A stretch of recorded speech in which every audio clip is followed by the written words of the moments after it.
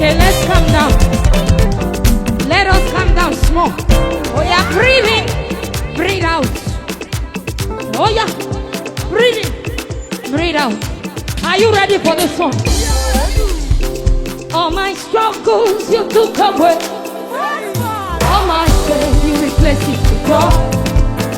Every time I get to know,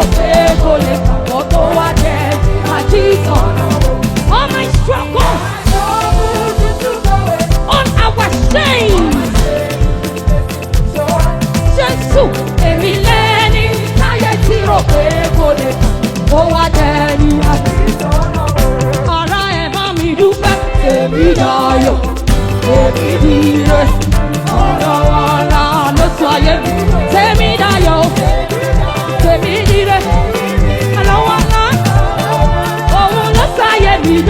Send me that yo.